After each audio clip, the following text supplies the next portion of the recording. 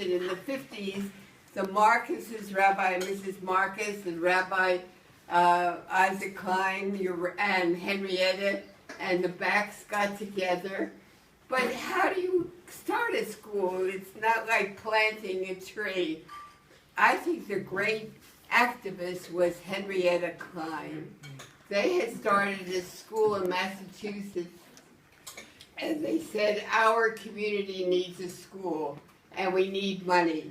So they went to the wealthy people, or the people that were a little more affluent in Buffalo, and they convinced Mr. Sapowich, a man who had a furniture store, to open up his house on Chatham Avenue and invite some of the very interested people in education in the community.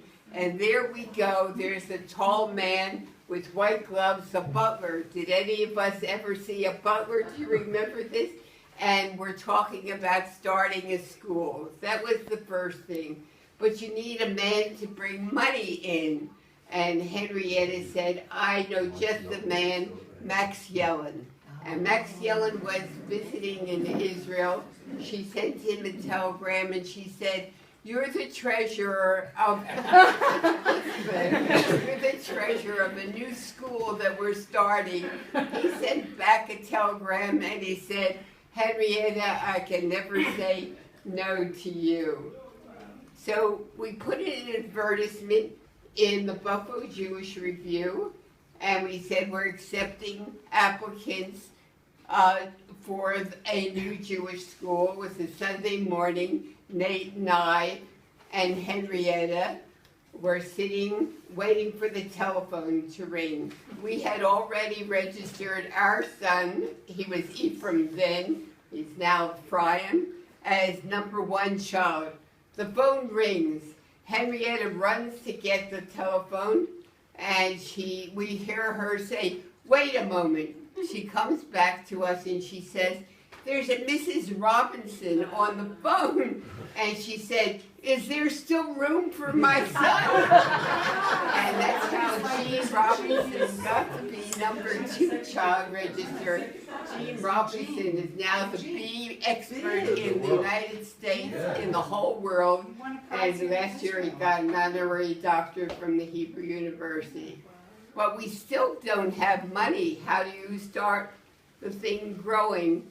And we thought, we met. I remember we spent so much money on babysitters. And we said, let's have 1 million of people. Then it was just men. Now, of course, it's men and women. And each one of them should give $1,000. What's $1,000 today?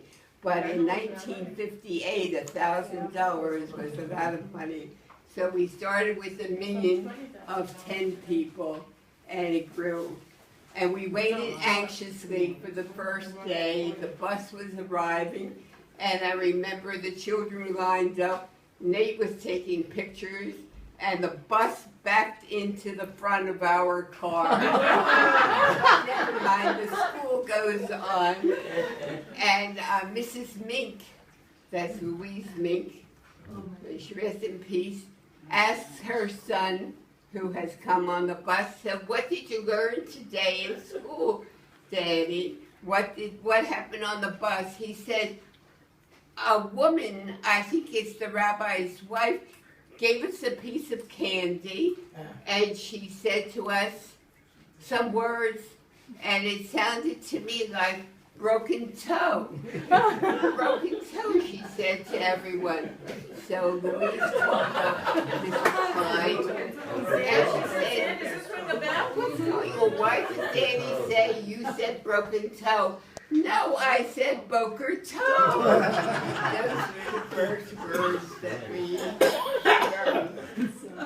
So there are many, many stories. It's very interesting how an institution grows. We brought in a principal. Mr. Levy gave us much to think about from his experience, and it grew and grew and grew and grew.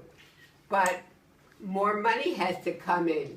Henrietta comes to me, and I have Rachel in my arms, and there are 3 other children, and she says, Toby, you're the new head of the PTA. I said, I don't even know what a PTA is. She never said no, but I could go on, so I gave you a little feeling of how we grew.